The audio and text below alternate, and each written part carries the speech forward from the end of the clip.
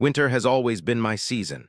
There is something about the first snowfall that transforms the world into something magical. The way it blankets the earth in pristine white, muffling all sound except for that satisfying crunch beneath your boots. But nothing compares to the freedom I feel when I am on my snowmobile, carving fresh tracks through untouched powder, the engine roaring beneath me as I navigate through forests and open fields.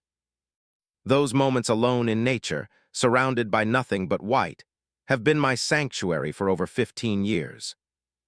My home sits at the end of a quiet cul-de-sac in Pinewood Estates, a suburban neighborhood that prides itself on uniformity and order.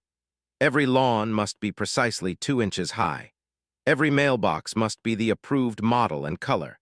Every holiday decoration must be approved by the Homeowners Association Committee before installation. I purchased my house 7 years ago, drawn by the spacious garage that could accommodate both my vehicles and my snowmobile, and the proximity to excellent riding trails just outside town.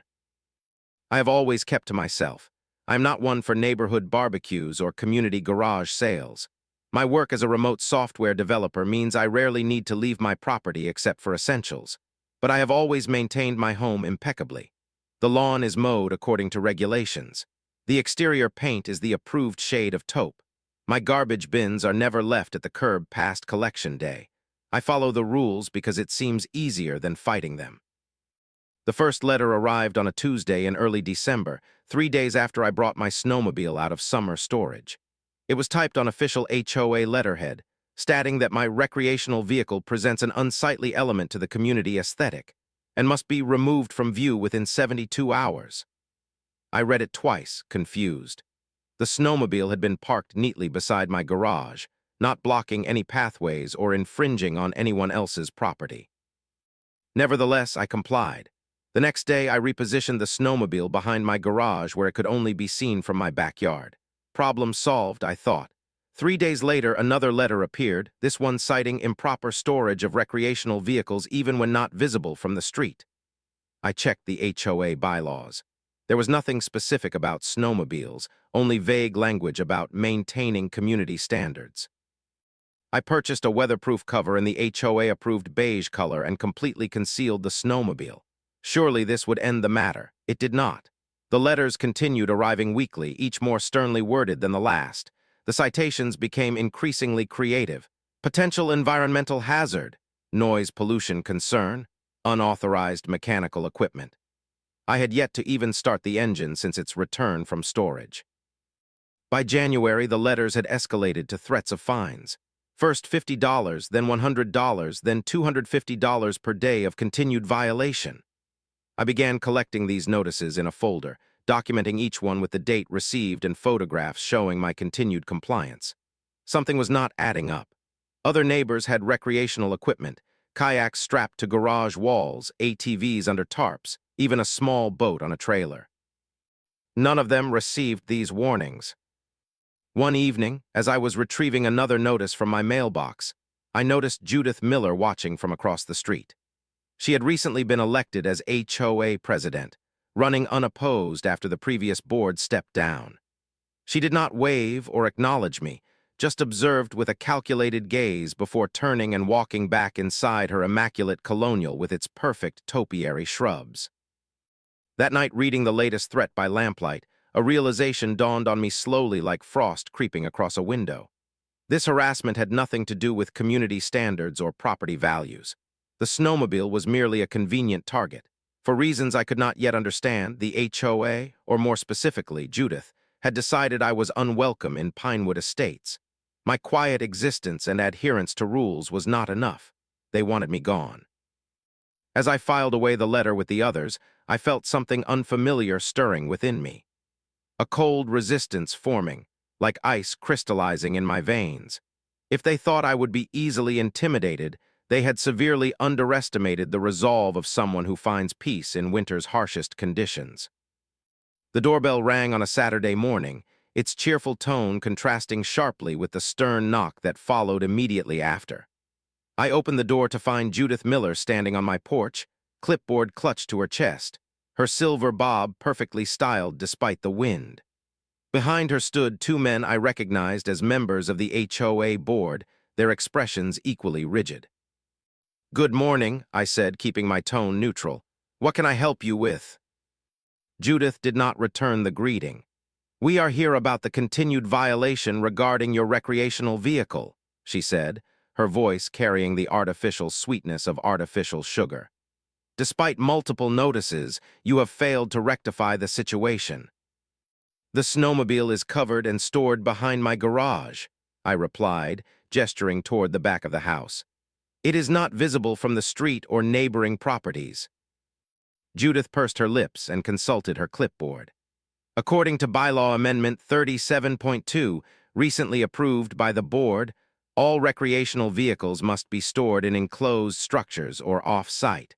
Tarps and covers are insufficient regardless of visibility." "Amendment 37.2, I frowned. "I have not received any notification about new amendments." "They were emailed to all residents last month," one of the men chimed in, though he avoided meeting my eyes. "May I see a copy?" I asked. Judith sighed dramatically, as though my request was enormously inconvenient. She flipped through her papers and thrust one toward me.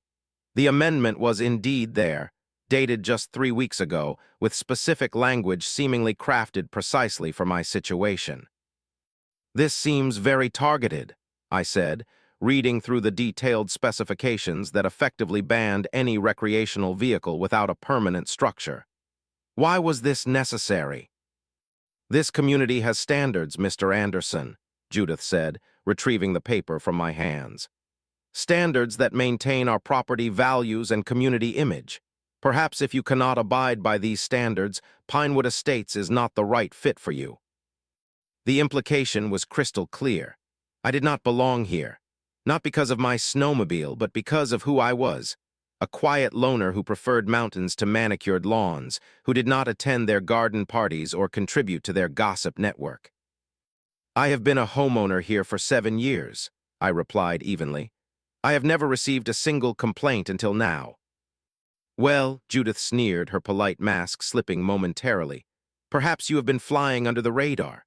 But as president, I intend to address all violations, no matter how long they have been ignored." I tried reason once more.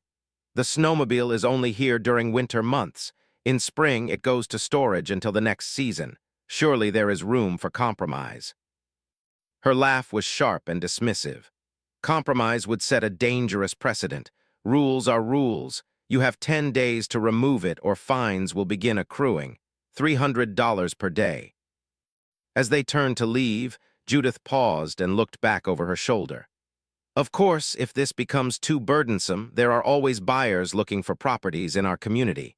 I would be happy to recommend a good realtor."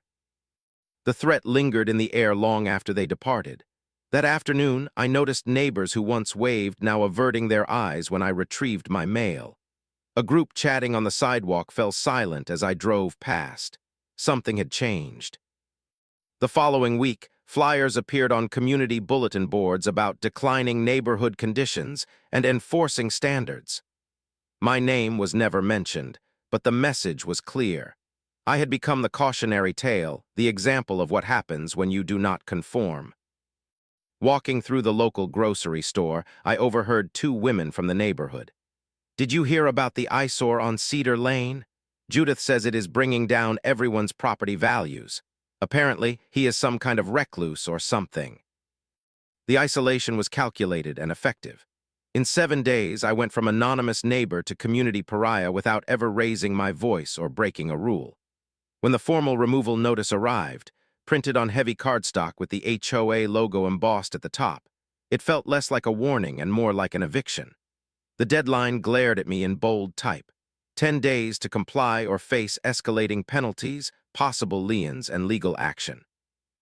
That night, I stood at my window watching the perfect houses with their perfect lawns, all identical in their conformity. For the first time, I truly understood that I was not fighting against rules or regulations. I was fighting against the small-minded tyranny of those who feared anything different, anything they could not control. And in that moment, I decided I would not be controlled. 10 days came and went. My snowmobile remained exactly where it was, hidden behind my garage under its beige cover. I had made my decision. If they wanted a fight, they would get one, but it would be on my terms. The morning after the deadline, I spotted the first inspection. A balding man with a tablet circled my property, taking photographs and making notes. He paid special attention to the covered snowmobile, lifting the edge of the tarp slightly before letting it drop. I watched silently from my office window, recording the entire inspection on my phone. That afternoon, the first citation arrived. A bright orange notice taped to my front door declaring me in violation of Amendment 37.2 and announcing the commencement of daily fines. I carefully removed it, documented it, and added it to my growing file. The next day brought 2 inspections. The day after, 3. Each time, they grew bolder, walking closer to my windows, spending more time examining not just the snowmobile but every inch of my property, searching for additional violations. I went to the hardware store and purchased 4 high-definition security cameras, installing them at strategic points around my property. I set up motion alerts on my phone and began keeping a detailed log of every HOA visit. Time, duration, actions taken, and persons involved. Knowledge, I decided, would be my first weapon. While the HOA escalated their surveillance, I escalated my research. I obtained copies of all HOA bylaws, amendments, and board meeting minutes for the past 3 years. I spent evenings highlighting contradictions, noting procedural irregularities, and tracking patterns of enforcement. Amendment 37.2, it turned out, had been pushed through during a special session with minimal quorum and no proper notice to all homeowners as required by the HOA's own charter. I consulted with Adam Reeves, a local attorney who specialized in property disputes. His office was small but neat, the walls lined with law books and framed diplomas. Unfortunately, he said after reviewing my documents, while their procedures were questionable, the amendment itself is technically legal. HOAs have broad powers to regulate property appearance and usage. Even when the rules are clearly targeting one specific resident, I asked. He shrugged, leaning back in his chair. Unless you can prove discriminatory intent based on a protected class, courts tend to defer to HOA authority. It is expensive and time-consuming to fight, which is exactly what they count on. So they can just make my life miserable until I leave or comply. The unfairness of it tightened my chest. That is the reality for many homeowners, he admitted. I have seen people lose their homes over much less. I left his office with a clearer understanding of my position, but no less determined to stand my ground. The legal system might not help me, but that did not mean I was powerless. My friends had varied reactions to my situation. Mark suggested I simply sell the snowmobile. It is not worth the stress, man. Just get rid of it and they will back off. Sarah offered her garage in a neighboring town. You can store it at my place and visit whenever you want to ride it. Problem solved. But both suggestions missed the point entirely. This was no longer about the snowmobile. It was about principle, about refusing to be bullied out of my own home by petty tyrants with clipboards and inflated egos. You cannot win against these people, Mark warned over beers in my kitchen. They have nothing better to do than make your life hell. Maybe, I conceded, but neither do I. By the 3rd week, my file had grown thick with citations. The daily fines now totaled over $6,000, money they could potentially place as a lien against my property. The HOA sent formal notices warning of impending legal action. Newsletters circulated reminding residents of the ongoing compliance issues, threatening community harmony. Through it all, I maintained my quiet resistance. I never argued, never confronted, never gave them the satisfaction of seeing me lose control. I simply documented, recorded, and waited. One evening, as snow fell gently outside, I reviewed the HOA bylaws one more time and found something interesting. A clause about seasonal decorations being permitted between November and March. An idea began to form, crystallizing slowly like ice on a lake. If they wanted to play games with rules and regulations, perhaps it was time to introduce my own interpretation of the bylaws. I was no longer just a homeowner defending his property rights. I had become something more dangerous, A man with nothing to lose and the patience of someone who finds peace in winter's longest, darkest days. The HOA had declared a Cold War. They would soon discover I was far more comfortable in the cold than they could ever imagine. The rumbling engine woke me at 5:47 a.m.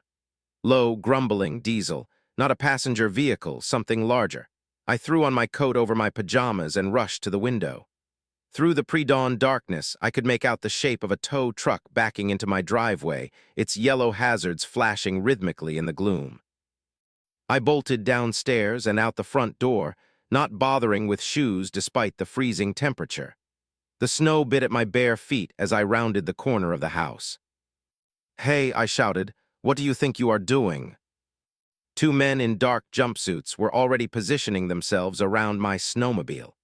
One had removed the cover entirely, while the other was preparing chains and hooks. "Stop right there," I commanded, my voice echoing in the quiet morning. "That is my property you are touching." The larger of the two men barely glanced up. "We have orders to remove this vehicle." "Orders from whom? You are trespassing on private property." He reached into his pocket and pulled out a folded paper, thrusting it toward me without pausing his work. "HOA authorized removal, all legal. Sign here acknowledging removal." I snatched the paper but refused the clipboard he offered. The document was HOA letterhead, not a court order or any official legal document. It cited the accumulated fines and ongoing violations, authorizing removal of the offending vehicle at owner's expense. "This is not a legal document," I said, my breath forming clouds in the cold air. "You have no right to take my property. I am calling the police." The second man snorted. "Go ahead, they see these all the time. HOA has the right." I ran back inside for my phone and shoes, dialing 911 as I watched them through the window. By the time I returned outside, they had already secured the chains around my snowmobile and were beginning to winch it onto the flatbed. "This is theft," I shouted, holding up my phone. "I am recording everything. You are stealing my property." The smaller man looked uncomfortable, but the larger one remained impassive. "Take it up with your HOA, buddy. We are just doing our job." I positioned myself between the truck and the snowmobile, refusing to move. For a moment, the larger man's expression darkened, and I thought he might physically remove me. Instead, he spoke into a radio clipped to his shoulder.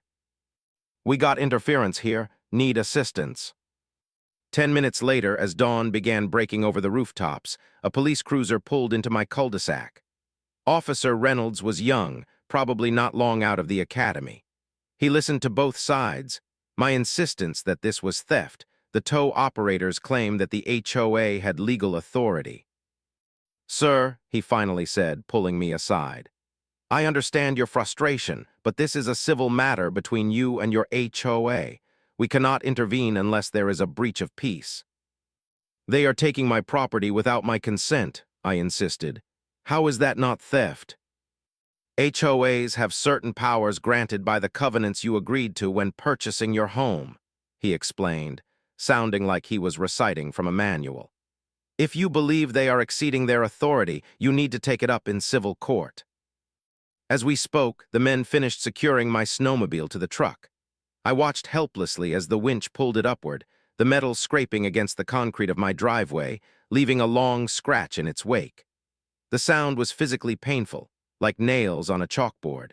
The beautiful red paint job my father and I had done together the summer before he passed away was being destroyed right before my eyes. "Can you at least document the damage they are causing?" I asked the officer. He nodded sympathetically and took a few photos, but we both knew it would make little difference. The tow truck pulled away with my snowmobile chained to its bed, bouncing roughly as it navigated the speed bumps at the entrance to our subdivision. As the officer left, I noticed movement across the street. Judith stood in her driveway in a plush bathrobe, clutching a steaming mug. Even from this distance, I could see the satisfaction on her face. She raised her mug slightly, a mock toast to my defeat, before turning and walking back into her house. The impound lot charged $275 for the tow, plus $50 per day for storage. When I arrived to retrieve my snowmobile that afternoon, my heart sank at the sight of it. Deep scratches ran along the side where the chains had been secured too tightly. The custom seat my father had helped install was torn from rough handling. The right ski was bent at an unnatural angle. That evening, a letter arrived by certified mail. Inside was an invoice for $7,890, the accumulated fines plus the cost of enforcement. But it was the handwritten note on HOA stationery that truly ignited my fury. "Consider this a favor," Judith had written in her precise cursive. "Now you can focus on being a more appropriate member of our community." I stood in my empty driveway as darkness fell, staring at the vacant spot where my snowmobile had been parked. The impression of its tracks remained in the snow, already beginning to fill in with fresh powder. I felt something shift inside me. A line had been crossed. They had not just taken my property, they had taken my dignity, my autonomy, my right to exist in my own space. In that moment, something crystallized within me, harder and colder than any winter I had ever known. They wanted to play with ice and snow. I would show them the true meaning of cold. The snowmobile returned to my possession 3 days later, damaged but still functional. I paid the impound fees, documented every scratch and dent with photographs, and then drove it directly to a storage facility 10 miles outside of town. I parked it safely in a rented unit, locked it securely, and kept the key on my person at all times. But I did not clean up the empty space in my driveway where it had been. That space had a different purpose now. That night I began researching ice sculpture, not the delicate swans of wedding receptions or the modest snowmen of winter afternoons. I needed something monumental, something that would make a statement. I found forums dedicated to competitive ice carving, studied techniques from Harbin's famous ice festival artisans, and downloaded technical manuals on working with frozen water. The equipment arrived piece by piece to avoid attracting attention. Special chisels designed for ice, heavy-duty gloves, protective eyewear, industrial fans to manage melting. I ordered it all using different credit cards, having packages delivered to varying pickup locations to prevent anyone from connecting the dots. The raw materials were simpler. I cleared out my garage and installed several large freezers. Each night I filled molds with water, creating perfect blocks of ice that I could later assemble into something greater. The electric bill soared, but it was a price I was willing to pay. My neighbors noticed the activity, of course. Mrs. Fernandez across the street would peer through her blinds as I carried equipment from my car to my garage late at night. The Thompsons next door would fall silent when I passed, resuming their conversation only when they thought I was out of earshot. I smiled politely and kept my plans to myself. Predictably, the HOA took notice. Letters arrived questioning the unusual activity at my residence. Judith herself drove by slowly several times, craning her neck to see what I might be constructing. When directly asked, I responded with purposeful vagueness. "Just a winter project," I would say with a pleasant smile. "Something seasonal." The work was harder than anticipated. Ice is an unforgiving medium. Too much force and it shatters, too little and it refuses to take shape. My first attempts ended in piles of slush and shards. But I persevered, practicing on smaller pieces until my hands learned the necessary restraint and precision. I worked at night, using minimal lighting to avoid drawing attention. The cold was my ally, preserving my creation as I slowly built it up, section by section. January gave way to February, and still I carved, refined, and built upon my vision. The foundation came first, a solid base that would support the weight of the upper structure. Then the main pillar, thick and unyielding. Finally, the detailed elements that would make the message unmistakable. Throughout the process, I kept everything covered with tarps during daylight hours, revealing my work only under cover of darkness. As the sculpture took shape, so did my confidence. Each swing of the chisel felt like a blow against the petty tyranny that had been imposed upon me. Each perfectly placed block represented another small victory in my silent rebellion. 23 nights after beginning my project, I completed the final details. Standing back in the pre-dawn light, I surveyed my creation with quiet satisfaction. It stood nearly 8 feet tall at its highest point, a crystalline middle finger rising defiantly toward the sky. At its base, I had carved my own likeness in remarkable detail, face tilted upward, expression serene yet determined, a silent guardian beneath the obscene gesture. The technical skill was undeniable. Even those who would be offended by the subject matter would have to acknowledge the craftsmanship. The ice caught the first rays of morning light, sending prismatic reflections dancing across the snow-covered ground. Beautiful and profane, temporary yet unforgettable. I removed the protective tarps for the final time and positioned spotlights to illuminate the sculpture after dark. Then I went inside, made a cup of coffee, and waited for Pinewood Estates to wake up and discover my artistic statement. The reaction was everything I had hoped for and more. It began with a single car slowing as it passed my house, the driver nearly veering off the road as they did a double take. Within an hour, a steady stream of vehicles crawled past, passengers pointing and either laughing or gasping in shock. By noon, the traffic had become so congested that cars were parking along the periphery of the cul-de-sac, people getting out to take photos with their phones. The sculpture was impossible to miss, 8 feet of perfectly clear ice, capturing and refracting sunlight like a massive diamond, formed into the unmistakable shape of an extended middle finger. The craftsmanship was undeniable. Water frozen in precise layers created a sense of movement within the still form, as though the gesture itself was living and dynamic rather than static ice. Social media exploded by early afternoon. Hashtags like HOA Revenge and Ice Finger Guy trended locally, then regionally. Photos spread across platforms faster than anyone could control them. "Check out what this guy did to protest his HOA in Pinewood Estates," became the caption of choice. The HOA response was swift and predictable. At 2:17 p.m., a black SUV screeched to a halt in front of my house. Judith emerged, followed by the entire board, their faces various shades of crimson. She marched up my walkway, clipboard clutched so tightly her knuckles were white, and hammered on my door. I opened it calmly, coffee mug in hand. "Good afternoon, Judith. How can I help you?" This obscenity," she sputtered, gesturing wildly toward my front yard. "Remove it immediately. It violates every standard of decency in our community guidelines." I sipped my coffee. "Actually, I have reviewed the bylaws quite thoroughly. Article 4, Section 12 specifically permits seasonal decorations and artistic displays between November 1st and March 31st. My sculpture certainly qualifies." "This is not art," one of the board members interjected. "This is vulgar harassment." "Art is subjective," I replied mildly, "and I believe many would consider this a legitimate artistic expression of my feelings regarding recent events in our community." Judith's face contorted with fury. "You have 1 hour to remove this thing, or we will begin assessing fines of $500 per day." I reached inside my door and retrieved a folder. From it, I produced a printed copy of the HOA guidelines with relevant sections highlighted. "You might want to review this before making threats.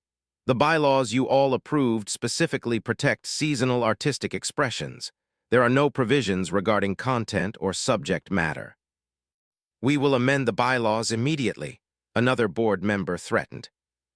"Amendments require a 30-day notice period and community vote," I reminded them, "and they cannot be applied retroactively to existing installations." As our conversation grew more heated, I noticed many neighbors had gathered on the sidewalk, watching the confrontation unfold. Discreetly, I pressed the button on my phone in my pocket, activating the camera I had positioned near my porch earlier that morning. Every word, every threat, every red-faced moment of HOA overreach was being recorded. Judith, realizing she had an audience, attempted to regain composure. "This displays blatant disrespect for community standards. We will be contacting authorities about public obscenity violations." "Please do," I encouraged.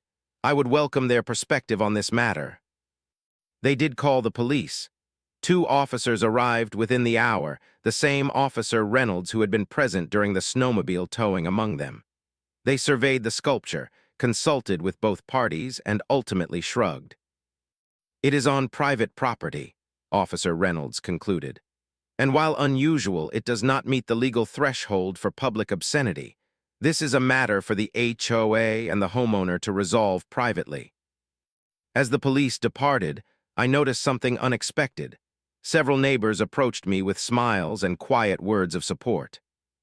"That Judith has been on a power trip for months," Mrs. Fernandez whispered. "Someone needed to stand up to her."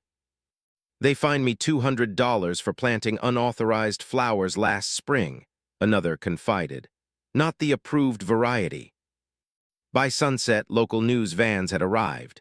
A reporter approached me with a microphone and camera crew in tow. "Sir, can you tell us what inspired this unusual form of protest?" I gazed thoughtfully at my glistening creation catching the last rays of sunlight. "Sometimes," I said, "when people try to freeze you out, you have to show them just how comfortable you are in the cold." The media coverage continued for days. What began as a local curiosity soon attracted regional attention, then national. Morning shows featured segments on the Great Ice Rebellion. Online publications ran articles about HOA overreach and the creative ways homeowners fight back. My ice sculpture became a symbol for anyone who had ever felt powerless against bureaucratic bullying. Throughout it all, I remained measured in my responses. I never attacked Judith personally or vilified the HOA concept entirely. Instead, I focused on the fundamental issues: arbitrary enforcement, targeted harassment, and the misuse of authority. HOAs serve a purpose, I explained during one interview. They help maintain community standards and property values, but when they become vehicles for personal vendettas or excessive control, they betray the very communities they claim to protect. The publicity forced the HOA to retreat temporarily. The daily inspections ceased. The threatening letters stopped arriving. But in their place came another approach: a special emergency meeting of all Pinewood Estates residents, mandatory attendance required. The community center was packed the following Tuesday evening. Homeowners filled every chair, with latecomers standing along the walls. Judith and the board sat at a long table facing the crowd, their expressions grave. I chose a seat in the middle of the room, neither hiding nor seeking prominence. "We have called this meeting," Judith began, her voice tight with suppressed anger, "to address the recent disruption to our community harmony and the negative attention brought upon all of us by one resident's inappropriate display." Several people shifted uncomfortably in their seats. Others nodded in agreement. "The board proposes an immediate amendment to Article 4, Section 12, she continued, clarifying that seasonal decorations must conform to family-friendly standards and cannot include offensive imagery. "Point of order," called a voice from the back. It was Marcus Williams, a retired attorney who rarely attended meetings. "Amendments require proper notice and cannot be applied retroactively, as stated in our charter." "This is an emergency measure," Judith countered. "Our bylaws do not provide for emergency amendments," Marcus replied calmly. "And frankly, the only emergency I see is an overreaction to a homeowner's creative protest against what many of us perceive as increasingly unreasonable governance." The room erupted in murmurs. Someone toward the front stood up, Jennifer Lee, who had lived in Pinewood Estates longer than anyone. "I have watched this board systematically target certain homeowners while ignoring violations by others," she said firmly. "The Anderson situation is merely the most visible example. I move that we table the amendment and instead form a committee to review the board's recent enforcement actions." "I second," called another voice, then another. Judith banged her gavel repeatedly. "This is out of order. We are here to discuss the obscene display, not board performance." "Actually," Marcus interjected, "according to the bylaws, any homeowner can propose agenda items during open meetings, and I believe what we are witnessing is a vote of no confidence." What followed was nothing short of a revolution. Years of accumulated grievances poured forth as neighbor after neighbor recounted tales of arbitrary enforcement, unreasonable demands, and petty power plays. A petition circulated, gathering signatures calling for immediate board elections. Judith watched in horror as her authority crumbled. "This is all because of him," she finally shouted, pointing directly at me. He has turned this community against itself with his vulgar stunt. I stood slowly, waiting until the room quieted. No, Judith, you did that yourself when you decided rules were weapons instead of guidelines, when you chose power over community. The vote was nearly unanimous. Within 2 weeks, a new board was elected, one that promised transparency, fairness, and reasonable enforcement. Judith resigned from community involvement entirely and listed her house for sale the following month. As February turned to March, warmer days arrived. My sculpture began its natural decline, melting slowly under the strengthening sun. Each day it grew a little smaller, a little less defined, water dripping steadily onto the concrete below. I made no effort to preserve it or hasten its demise. Nature would take its course, just as justice eventually had. On the final day of March, only a small puddle remained where the defiant middle finger had once stood. I stood contemplating it as Jennifer Lee, newly elected HOA president, approached my driveway. "The board approved your snowmobile exemption," she said, handing me an official letter. "Seasonal storage behind your garage is now explicitly permitted from November through April." I accepted the document with a nod. "Thank you." "No," she replied with a genuine smile. "Thank you for reminding us what community really means. Sometimes it takes a little civil disobedience to restore civility." As she walked away, I gazed at the empty space in my driveway, now ordinary concrete once again. But something had permanently changed in Pinewood Estates. The ice had melted, but the impression it left would remain. A reminder that even the coldest authority cannot withstand the warmth of community standing together against injustice. Sometimes the most powerful statement is not what you build, but what you refuse to let others destroy.